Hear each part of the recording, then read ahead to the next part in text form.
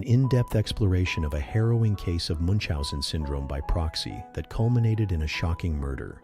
In a modest home in Springfield, Missouri, a mother was celebrated for her unwavering devotion to her chronically ill daughter. But behind the facade of compassion lay a web of deceit, manipulation, and abuse. This is the chilling story of D.D. Blanchard and her daughter Gypsy Rose, a narrative that unravels the dark complexities of Munchausen syndrome by proxy and the desperate lengths one might go to escape it. From an early age, Gypsy Rose Blanchard was portrayed as a severely ill child. Her mother, Claudine D.D. Blanchard, claimed Gypsy suffered from a myriad of ailments: leukemia, muscular dystrophy, epilepsy, and more. Gypsy was confined to a wheelchair, fed through a tube, and subjected to numerous medications and surgeries. Dee meticulous care garnered sympathy, financial aid, and even a home from charitable organizations. However, medical records and later investigations revealed that many of Gypsy's conditions were fabricated or induced by Dee, a classic manifestation of Munchausen syndrome by proxy. Dee exerted strict control over Gypsy's life. She homeschooled her, restricted her interactions, and managed all medical consultations. Any attempts by Gypsy to assert independence were met with resistance or punishment. Dee's manipulation extended to the medical community, convincing doctors of Gypsy's supposed ailments and securing unnecessary treatments. This control isolated Gypsy, leaving her dependent on her mother and unaware of her true health status. As Gypsy matured, she began to question her mother's narrative. Secretly accessing the internet, she discovered the truth about her health and sought connections outside her confined world. In 2012, Gypsy met Nicholas Godejohn online. Their relationship intensified, and together they devised a plan to end Dee's control. In June 2015, Godejohn traveled to Springfield, where he fatally stabbed Dee while Gypsy waited in another room. The pair then fled to Wisconsin. Concern arose when a disturbing message appeared on Dee's Facebook account, leading neighbors to alert authorities. Police discovered Dee's body and noted Gypsy's absence. Investigations traced the IP address of the Facebook post to Wisconsin, resulting in the arrest of Gypsy and Godejohn. The subsequent revelations about Dee's abuse shocked the nation, reframing Gypsy from a perpetrator to a victim of prolonged psychological and physical torment. In 2016, Gypsy pleaded guilty to second-degree murder and received a 10-year prison sentence. Her testimony detailed years of abuse under Dee's care. Godejohn was convicted of first-degree murder and sentenced to life in prison without parole. The court acknowledged the complexity of the case, recognizing Gypsy's victimization while addressing the severity of the crime. Gypsy was released on parole in December 2023 after serving approximately 85% of her sentence. Her story has been the subject of documentaries and dramatizations, sparking discussions on Munchausen syndrome by proxy and the failures of systems meant to protect vulnerable individuals. Gypsy's case underscores the importance of vigilance in recognizing and addressing caregiver-induced abuse. The tragic events surrounding Dee and Gypsy Rose Blanchard serve as a stark reminder of the complexities of abuse and the dire consequences when it goes unchecked. It highlights the necessity for medical professionals, educators, and communities to be aware of the signs of Munchausen syndrome by proxy and to advocate for those who may be unable to speak for themselves.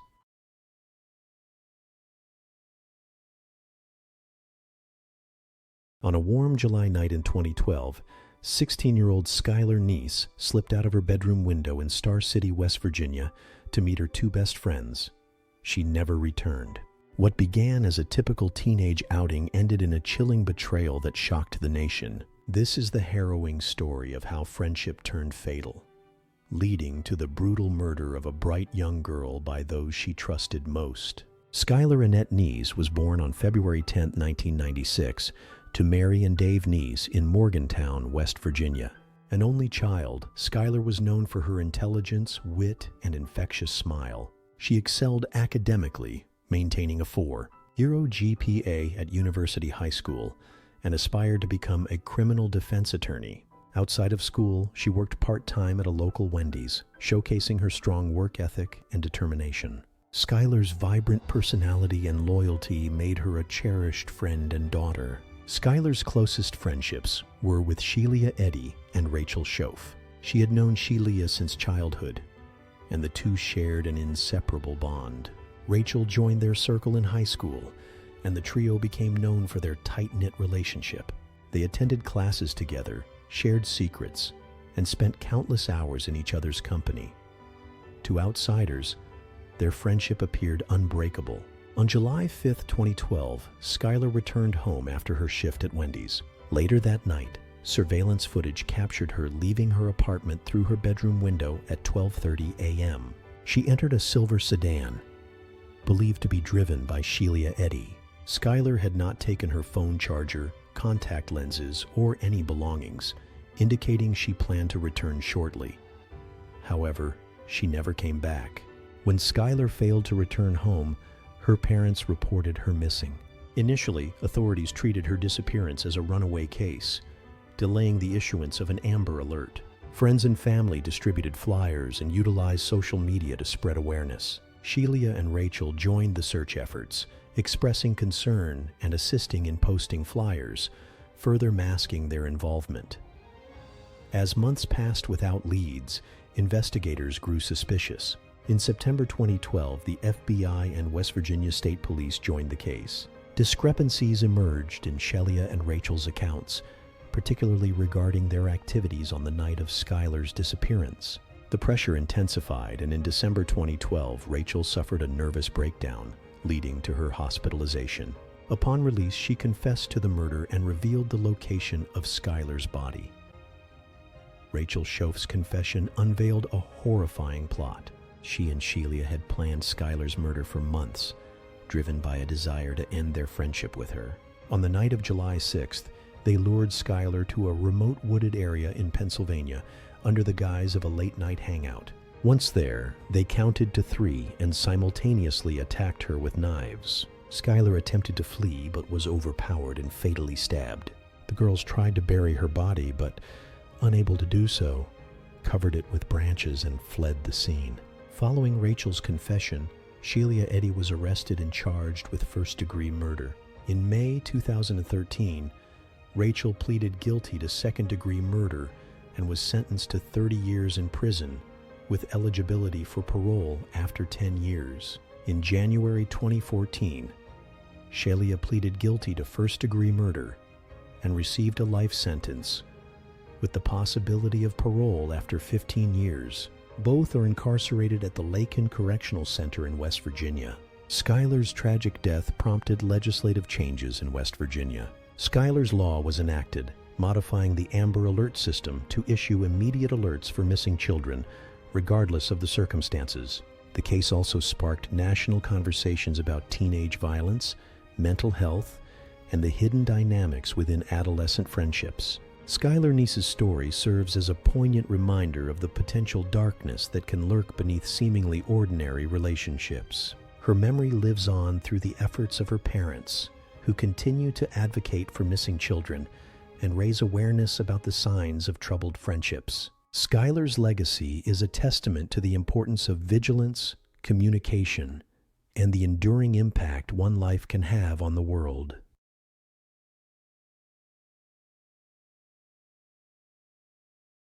In the early 1990s, Canada was gripped by a series of heinous crimes that would forever scar its collective conscience. A seemingly perfect couple, dubbed the Ken and Barbie killers, were behind the brutal rapes and murders of young women, including the shocking death of Karla Homolka's own sister. This is the chilling story of Paul Bernardo and Karla Homolka, a tale of love turned lethal and the dark facade that hid unimaginable evil.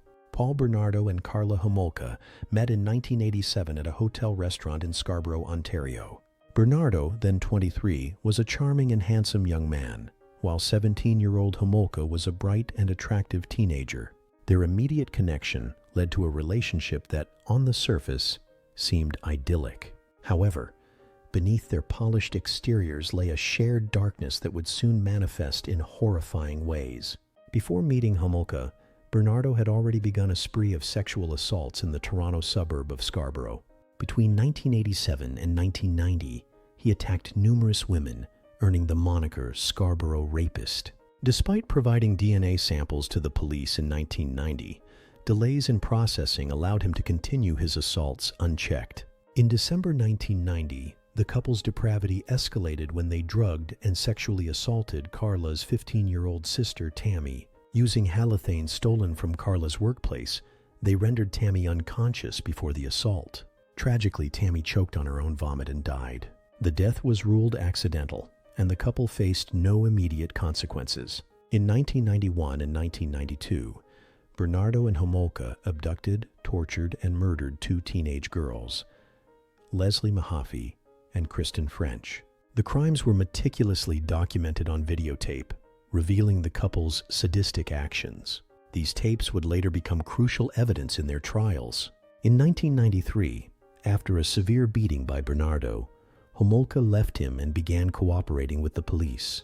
She struck a deal, pleading guilty to manslaughter in exchange for a 12-year sentence. Bernardo was arrested and, in 1995, convicted of multiple charges, including murder and sexual assault, receiving a life sentence without parole. The revelation of the videotapes, which showed Homolka's active participation in the crimes, led to public outrage over her plea deal. She was released from prison in 2005 and has since attempted to live a private life.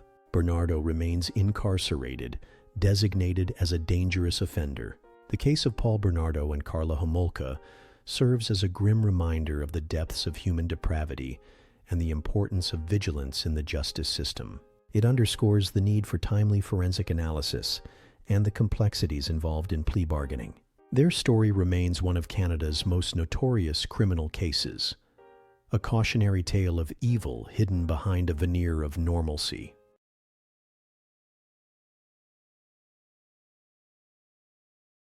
In the early hours of January 11, 1992, the charred remains of 12-year-old Shanda Scherer were discovered near Madison, Indiana. The brutality of her murder shocked the nation, not only because of the heinous nature of the crime, but also because the perpetrators were teenage girls. This is the harrowing tale of how jealousy, manipulation, and peer pressure culminated in one of the most disturbing crimes in American history. Shanda Renee Scherer was born on June 6, 1979, in Pineville, Kentucky. Described as a bright, bubbly, and outgoing girl, she had recently moved to New Albany, Indiana, with her mother, Jacques Vaught, following her parents' divorce. Shanda quickly adapted to her new environment, making friends and joining the basketball team at Hazelwood Middle School. It was during this time that Shanda became acquainted with Amanda Hevron, a 14-year-old classmate. The two developed a close friendship that eventually turned romantic. However, Amanda had previously been in a relationship with 16-year-old Melinda Lovelace, who became increasingly jealous of Shanda. Born in New Albany, Indiana on October 28, 1975, Melinda had a tumultuous upbringing. Her father, Larry Lovelace, was a Vietnam War veteran with a history of sexual abuse and violence. Melinda's exposure to such trauma at a young age contributed to her volatile behavior and deep-seated insecurities. Born on October 5, 1974, in Madison, Indiana, Lori was raised in a strict Pentecostal household. Her fascination with the occult and rebellious nature led to frequent clashes with her mother. Lori was diagnosed with borderline personality disorder and had a history of self-harm. Born on June 9, 1976 in Madison, Indiana, Hope was a friend of Lori Tackett. She had a relatively stable upbringing, but was easily influenced by her peers. Born on February 14, 1976 in Madison, Indiana, Toni had a troubled past, including allegations of sexual abuse. She was known to be shy and impressionable. Melinda's jealousy over Shanda's relationship with Amanda intensified over time. She began expressing her anger to friends, including Lori, Hope, and Toni. Melinda devised a plan to scare Shanda, enlisting the help of the other girls. On the night of January 10, 1992, the four girls gathered at Melinda's house. Melinda showed them a knife and discussed her plan to confront Shanda. They drove to Shanda's father's house in Jeffersonville, Indiana, where Shanda was staying for the weekend.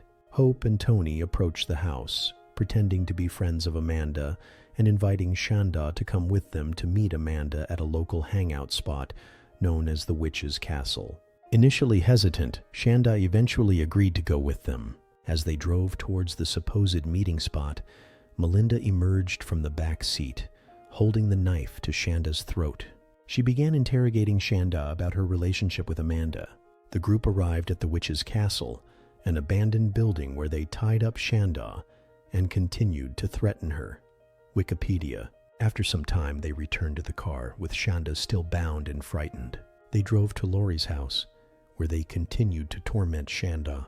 Melinda and Lori forced Shanda to undress, beat her, and attempted to slit her throat. When the knife proved too dull, they resorted to stabbing her multiple times. Believing she was dead, they placed her in the trunk of the car. While driving around, the girls heard noises coming from the trunk. Shanda was still alive. They stopped the car, and Lori beat Shanda with a tire iron until she was silent. They then returned to Lori's house to clean up. In the early morning hours of January 11th, they drove to a remote area near Madison, Indiana. They placed Shanda, still alive, in a field, poured gasoline on her, and set her on fire. To ensure she was dead, they returned later to pour more gasoline on her remains. Later that morning, two brothers discovered the burned body and alerted authorities. Initially, the body was unidentifiable due to the extent of the burns. Shanda's father reported her missing when he realized she hadn't returned home. The investigation quickly led to the four girls, especially after Tony and Hope confessed to their involvement. All four girls were charged as adults. To avoid the death penalty, they accepted plea bargains, pled guilty to murder, and was sentenced to 60 years in prison. She was released on parole in September 2019 after serving over 26 years. Pled guilty to murder and was sentenced to 60 years. She was released on parole in January 2018 after serving 25 years.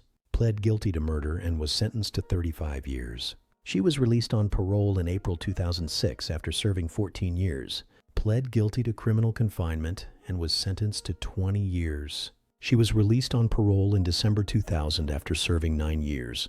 The murder of Shanda Scherer left an indelible mark on the community and the nation. Her father, Steve Scherer, struggled with grief and died in 2005.